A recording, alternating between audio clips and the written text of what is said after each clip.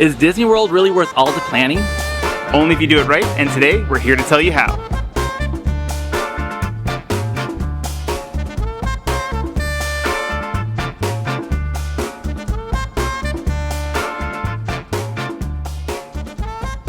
Hey everybody, this is Magical Mustache Man John and Kyle. We're a travel-obsessed couple here to take the stress out of planning your next Disney, Universal, or cruise vacation, and today we're giving you the ultimate guide to plan your Disney World vacation.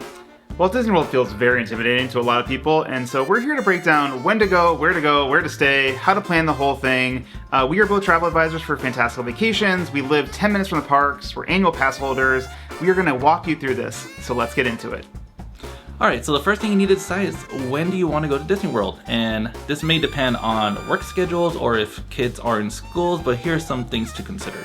The main question we usually get is, when are the crowds the worst? And it's a really reasonable question because Disney can be crazy with crowds. I will say our favorite low crowd times to go are kind of mid January through end of February. So definitely kind of after, excluding Marathon Weekend and Princess Weekend, those can be a little busier, but it's beautiful weather, usually lower crowds. One thing to note though, there may be some maintenance going on things like the Skyliner or resort pools because they know that it's a lower crowd time. After spring break until the start of summer, so like April, May, can usually be a good time to go. Labor Day, like after kids go back to school into September, can usually be a slower time. And then one of our favorite times to go is like the first 2 weeks of December. After Thanksgiving, but before the holidays really kick off. It is my favorite time to go. It's all the Christmas without the crowds. Yeah. It's incredible.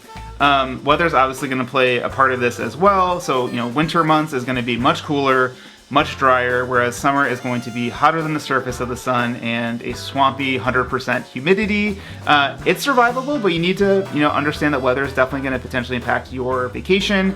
Obviously, it's in Florida. There are hurricanes, so kind of peak hurricane season is late August into early October, so that could affect your vacation, though Disney World is only closed a few times because of hurricanes.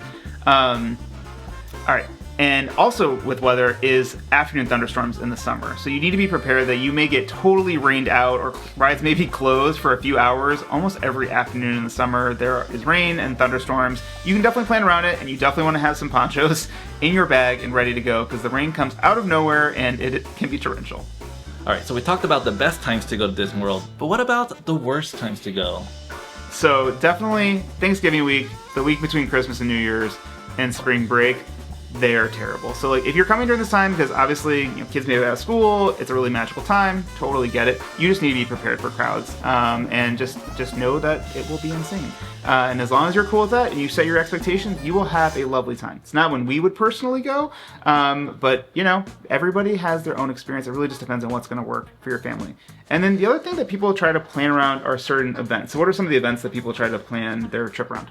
Well, you have the Mickey Very Merry Time events, you got the Marathon Weekend, you got Mickey Not So Scary, and honestly, EPCOT festivals. Yeah. And there's one every quarter. Yep. For a year. So, deciding when to go is important. Also, try to make, not try to make that decision, but if you can make the decision, as far out in advance as you can, you should let your travel advisor know. So usually packages for the next year open around May. So like 2027 packages open in May of 26. So even if you want to go further or earlier than that, let your travel advisor know. We put people on a wait list. We know what they're thinking about. You had a number of clients who knew they wanted to do like the Princess Weekend or Marathon Weekend in 2027. And so we had a list as soon as those packages opened. We were able to place holds on certain rooms at certain resorts and then let them know that, hey, this is what we booked. Do you want to keep that or do you want to wait? So booking as early in advance is definitely beneficial. And cheaper than booking with a package. Yes. Well, with a package. Yeah, with a package. It's cheaper the earlier you book it. And if a package comes out later or a promo, we can always apply that. But oftentimes, if you booked early enough, the promotion doesn't even reduce the cost of what you got from the beginning. So next thing to decide after when you're going to go is how long you're going to go for. So what would you tell a first-time client who's coming to Disney World? How long should my vacation be? I think 7 days is a perfect time. 2 travel days, 1 rest day, and 4 park days. This is going to be like the optimal way to explore the parks without feeling tired. You get to see everything in a timely manner. It's 7 days perfect. Yeah, and people often are like, that's crazy, 7 days at a theme park, but there's so much to do at Disney World. And to be able to soak it all in, if you want to have the most magical vacation, I would say 7 days is legitimately a fantastic vacation. Probably 4 to 5 nights is the shortest you could go to do everything, and you will be really exhausted. Like, I get it. I have friends who come down here and they're like, let's do 4 days at the parks. I'm like, all right, here we go. We're going to do 4 days back to back. I'm exhausted. Yeah. I know. Well, like, we will see you in the afternoon. See you in the afternoon. You can rope sure. drop. Yeah, it's a lot, and especially during the summer with the heat, it can be a lot. Now, if you've been multiple times, totally reasonable to do a shorter one. If there are certain ticket packages happening, like they've done some summer tickets that like excluded Magic Kingdom or something like that. Obviously, plan around that. Rest days also, if you're going to all the parks, we really encourage having a day to go to Disney Springs, hang out at your resort pool, maybe go get a dining reservation at another resort. Like, there's just so many things to do around property that having a rest day and just taking the time to like recover can be worth it, because it is a lot of walking and long days. Yeah. Another question we get in terms of how long to stay is whether people should do single park tickets or whether they should do park hoppers. So what would you say for a first timer? Single park or park hopper? For a first timer, single park. The parks are huge. I think if you're a first time Disney goer, I think 1 day at the park should be plenty of enough time for you to experience the whole thing, Absolutely. Not everything, but enough. Yeah. And like, if you can spend some time in the park, you can go back to your resort, take a nap, jump in the pool, come back in the evening, watch the fireworks spectacular, or whatever it is. Like, there's plenty to do in a single park for that day, and it takes a lot of time to park hop. And so unless you're really efficient with it, like, you're not going to necessarily be able to make the value there. The only time I would say it may be worth considering park hoppers is, let's say there's an EPCOT festival going on that you want to go multiple times and you're staying close, like you're staying at Boardwalk or Beach Club, maybe then. But otherwise, I think single park tickets are totally appropriate for first timers, and you are not going to miss out on the ability to go to multiple parks in one day. All right, so now we're going to talk about one of your most hardest decisions you ever had to make in your life, and is choosing where you want to stay on property. Yeah, choosing where to stay on property is usually a very overwhelming decision for people, or where to stay when they come to Walt Disney World. Our recommendation is to stay on property. There are a ton of benefits of staying on property. You have 30-minute early park entry, which can allow you to rope drop and get certain rides that are very popular. Transportation to and from anywhere within the Disney bubble. Yeah, and that's on buses or monorails or Skyliners or boats. You have extended evening hours for Deluxe resort guests, some days, not all days. You get these access to booking windows for the full length of your stay, and we'll get a little bit into that, but particularly for dining and lightning lanes, you basically have the benefit of getting more than 60 days for dining and more than 7 days for lightning lanes, because you're able to book for the entirety of your vacation 60 and 7 days before you check in for your resort stay. So there's just a ton, and then you just get to be in the bubble, like in the Disney bubble. It is real. It's so easy. It's magical. It's escapism, and at its best, it's fantastic. Now, there are 3 different resort tiers or categories at Walt Disney World. There is value, which is going to be pretty basic, kind of think motel accommodations, in that like the door opens to an external hallway, though these are very nice. Maybe like lighter theming, more quick service dining options. Pools maybe have less theming, but it's going to be your budget friendly resort. And then you got your monorail. Your moderate. I don't know what I'm thinking, moderate. So your moderate ones are gonna be a little more themed. There's gonna be more amenities available for the guests, better ways of transportation. And what else would you say a moderate have? Yeah, I think maybe a little bit, they may have sit-down dining, maybe not like signature dining, but they'll have sit-down dining. The pools have like more theming. And honestly, so there's 3 moderate resorts. All of them have really beautiful grounds. So I think it's also just like a more beautiful resort to stay at and walk around. Yeah. And then you have Deluxe. Now this is the most options, because Disney knows what they're doing, and they have the most options for Deluxe. And so these are your highest themed, nicest rooms, have villa options and multiple bedroom suites and all of this. A lot of them have signature dining. Yeah. So these are your Deluxe, and again, least budget friendly options for resorts. So let's go through our favorite picks for each of these. So for value, what would be your favorites? I would say Pop Century.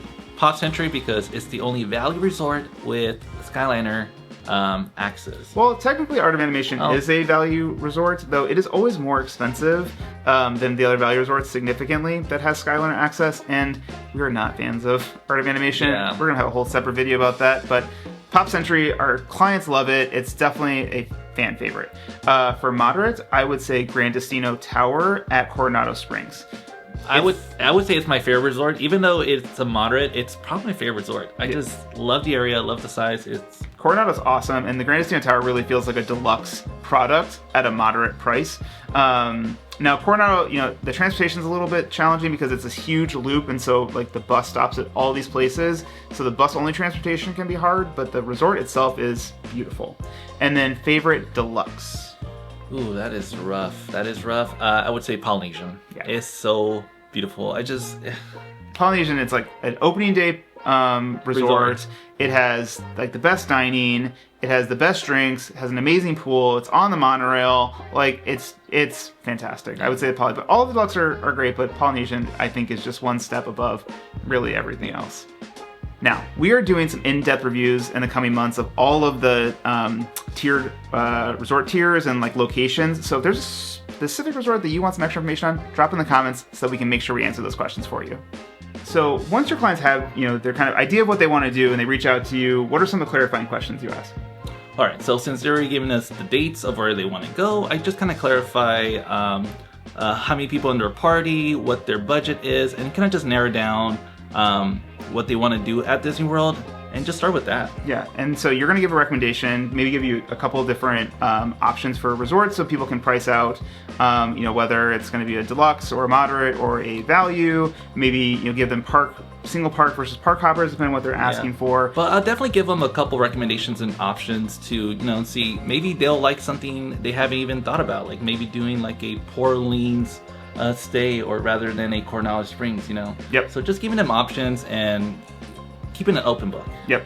And so once you kind of zero in on that and they're ready to, book, so there's a $200 deposit for kind of securing this reservation. And that is fully refundable up until 30 days before booking for packages. If you're doing resort only and tickets separately, there's a different timeline. So we can get to that separately, but for packages, which is what most people are going to do, it's going to be a $200 deposit, which is really flexible and it's not insignificant amount of money, but compared to maybe the overall cost of your trip, it's a pretty low investment to lock in that rate in your tickets and to have full flexibility if plans change up until 30 days before booking. So actually, before you place a deposit, what John is able to do is place a 72-hour hold on that room so that you can review it, lock in that price, because prices change. We've seen, particularly in promotions get dropped, somebody will reach out and say, hey, I want to do this. You'll give them a quote. They'll take a couple days to think about it, and then they come back and it's already gone, right? Yeah. That package is already gone or the promotion's already gone. So placing a 72-hour hold is super helpful. And then if you decide to go with it, then you place a $200 deposit. John handles all the payments for you. It's what travel advisors do. This is true for all of our vacations. And so we'll get all of your information securely to process those payments for you. And then once you have the $200 deposit, you are secured in your reservation, in your cost, and all of that for the trip. Some other questions that we may ask is whether you're thinking about doing travel protection, which usually we add right before the 30-day final payment since you're locked in after that. Whether you want to do Memory Maker, which is like a photo pass to add on, and whether you're thinking about doing a dining plan. All right, so now real quick. If this is feeling like a lot, trying to make all these decisions and walk through this whole process, this is exactly why we are here, helping explain these things to you, and why it is so helpful to reach out to a travel advisor to help you book your vacation. It's no cost to you, and you have somebody with expertise in your corner helping you plan every step, making sure you're not missing anything, and that you're going to have an absolutely fantastic vacation. All right, so we finally put a deposit on our reservation, and now we're going to book dining 60 days out. So this is going to be the next step that we're going to walk you through of kind of planning for your vacation. Once you place a deposit, there's not a whole lot to do until 60 days before check-in, which is when your dining and activity booking opens. And this is important because Disney is got a pretty intense food culture. There is so many amazing themed restaurants and types of food and character dining, signature dining, Michelin star dining that people want to experience when they come to Disney World. And especially for those with the special events like candlelight procession at EPCOT or Cinderella's Royal Table, Ohana, Topolino's Terrace. There are some very nice restaurants and things that sell out or book up really quickly. So if you know there's a high demand activity that you definitely want to do, it's really important that you are getting that booked exactly when your 60-day window opens at 6 a.m. Eastern, 60 days before you check into your vacation. Now, this can be a benefit of using a travel advisor. So usually we give you 2-week, 1-week, and 3-day reminders before you're dining. So we'll definitely keep you on your toes, so that way you're not missing out on whatever you want to book for reservations. Yeah, so we're gonna give you reminders, say, hey, is there anything you want to do, anything you want to reserve? And then if you want help booking these things, John is able to log into your My Disney Experience account and help you book activities in dining. Now, you would have to share your information with him. That's all secure, but just so you know, if you want help with it, that's kind of the process. If you want to book it yourself, that's fine. We can at least walk you through the strategy and how to approach things, right? Because your booking window opens 60 days before check-in for the full length of your stay. If you have a 7-day trip, day 5 of your trip is really 65 days out, right? And so you can book that even though you're 60 days from check-in. So if you know there's something more high demand, you may want to book it later in your trip because you're gonna have less people who have access to that booking date 65 days in advance because they'd have to be staying on property for that whole length of time. In terms of activities, so these are things like behind the scenes tours, Keys to the Kingdom, Behind the Seeds, Wild Trek in Animal Kingdom. And this also includes Bibbidi Bob Boutique. So if you know you want to dress your child as a little princess or prince, the 60-day mark is also important. Also, if you want to book watching the fireworks from a boat or doing the tea party with the fireworks, this is also your opportunity to book those. And those sell out really quickly. Okay. I always have clients like saying, oh no, John, I didn't get the reservations. And I was like, I know, you really got to reserve those 60 days in advance. Yeah, Sabi's Lightsaber, Droid Depot, all activities that you can book at that 60-day window. All right, so the next milestone we're gonna hit is 30 days before check-in, which is final payment. So John's gonna reach out to you a couple weeks in advance, 1 week in advance, send you reminders about when final payment's due and when you wanna make that final payment. You are locked in, non-refundable after final payment, so we're gonna make sure that you're aware of that. Also, we're gonna ask about travel protection, whether we wanna add it at that point. And then also gonna ask questions about whether you need stroller rentals or scooter rentals and whether you need any transportation needs to get from maybe the airport to the hotel or maybe the hotel to a cruise if you're going on a cruise afterwards or something like that. We're able to help you plan those transfers. All right, so you finish booking your resort, you finish paying your final payment, you finish booking, dining, and now you're 7 days away from your fantastic Disney World vacation. What is happening 7 days before? So this is the time where you're able to book lightning lanes. If you're staying on property, it's 3 days before each day if you're staying off property. But this is also where we can kind of talk a little bit about park strategy, like what order to do the parks in and when to do things. Honestly, I would say work backwards.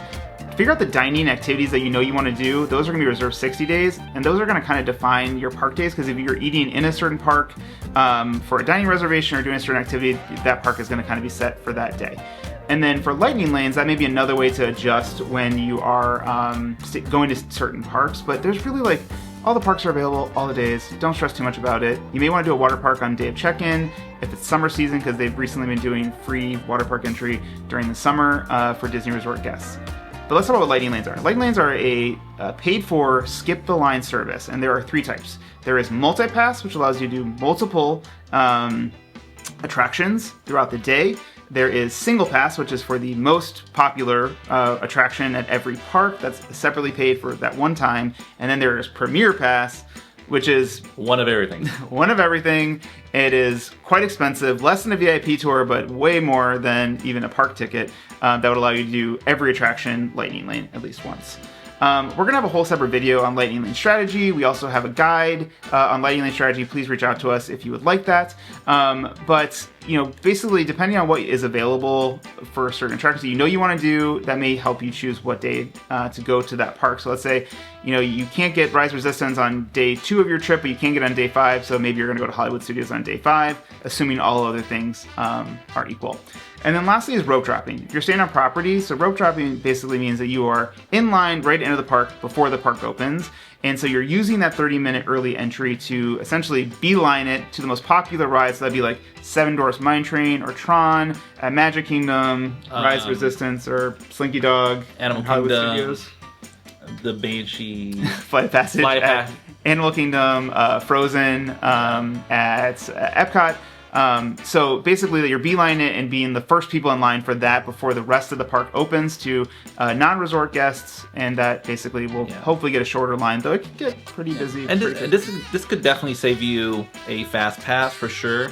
Lightning lane? A lightning lane at Animal Kingdom, because honestly the only ride you're really gonna get in line for is the flight of passage. Yep. After that, everything else could just be, just hang out and wait. Yep.